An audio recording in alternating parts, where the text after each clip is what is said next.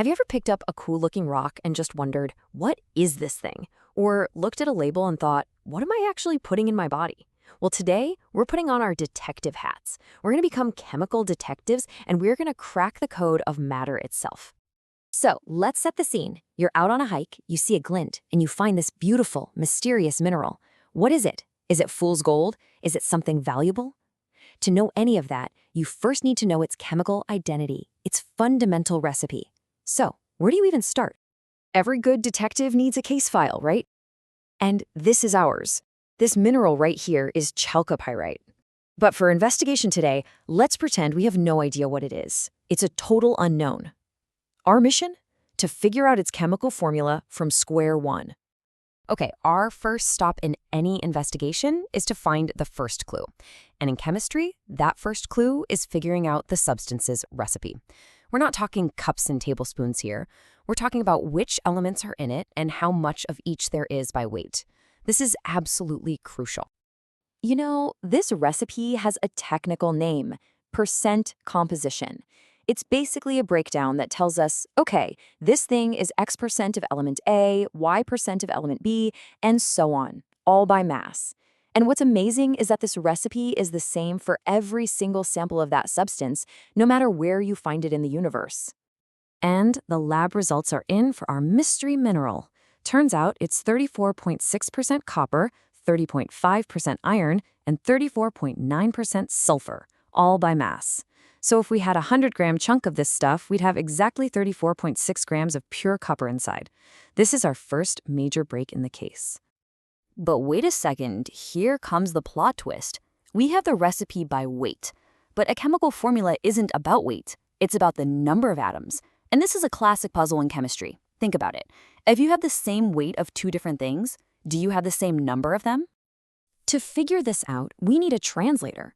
We need some kind of chemical Rosetta Stone that lets us go from the world of grams, the stuff we can actually measure on a scale, to the microscopic world of atoms, which we can't see. And lucky for us, chemistry has the perfect tool for the job. Let me put it this way.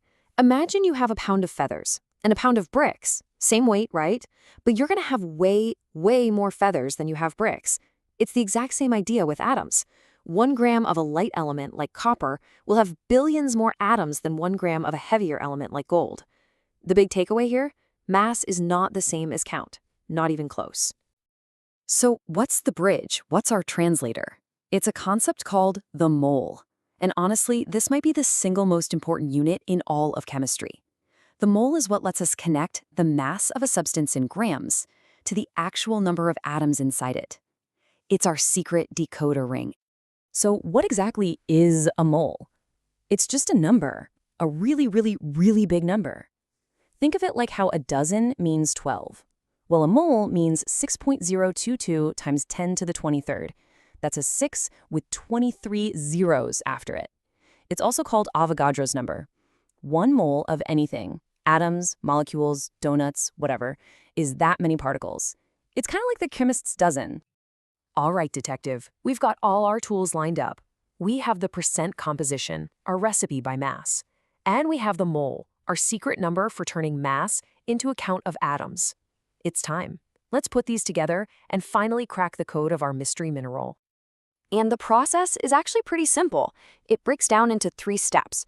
First, and this is a clever little trick, we just pretend we have a 100-gram sample. That way, our percentages magically turn into grams. Easy. Step 2, we use the periodic table to convert those grams of each element into moles. And finally, step 3, we just divide all our mole amounts by whichever one is the smallest. This will give us the simplest, cleanest whole number ratio. So let's run the numbers for our mineral. We convert our grams into moles, and what do we get? We get about 0.54 moles of copper, about 0.54 moles of iron, and about 1.09 moles of sulfur. Now for that last step, we divide all 3 of those numbers by the smallest one, which is 0.54. And what does that give us? A beautiful, simple ratio of 1 to 1 to 2. And there it is. The code is cracked. The simplest ratio of atoms in our mystery mineral is 1 iron, 1 copper, and 2 sulfur atoms. So the empirical formula for chalcopyrite is FeCus2. Case closed. Or is it? Okay. One final twist in our detective story. The formula we just found is called the empirical formula, and the key word there is empirical. It means simplest. But is the simplest ratio of atoms always the actual recipe for a molecule? Just take a look at this. Ethylene and cyclohexane, they have the exact same simple ratio, the same empirical formula, CH2. But their real, or molecular, formulas are totally different. C2H4 and C6H12.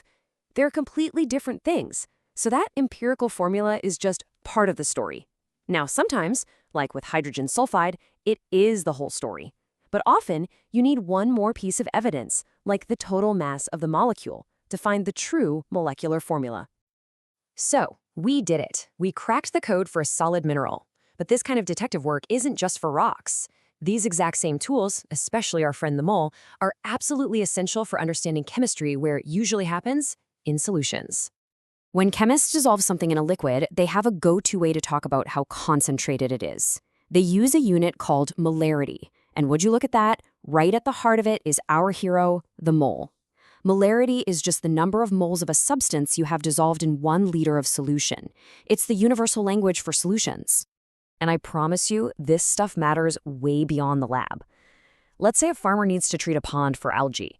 If you add too little, nothing happens. Add too much, and you could harm the fish. But by using molarity, that farmer can calculate the exact mass of the chemical they need for the exact volume of their pond. It's precise, it's safe, and it's all powered by the mole. So think about where we've been. We started with one single mysterious mineral, and we ended up managing an entire pond ecosystem. The mole is the fundamental key that unlocks it all. It allows us to be those chemical detectives, to translate what we can weigh and measure into the invisible world of atoms, and to figure out the recipe for, well, everything. So far, we've been taking things apart, right? Deconstructing them to see what they're made of. But the real magic of chemistry isn't just in analyzing, it's in building. So I'll leave you with this to think about. Now that we have the key to understanding the recipe for anything, what new things can we start to create?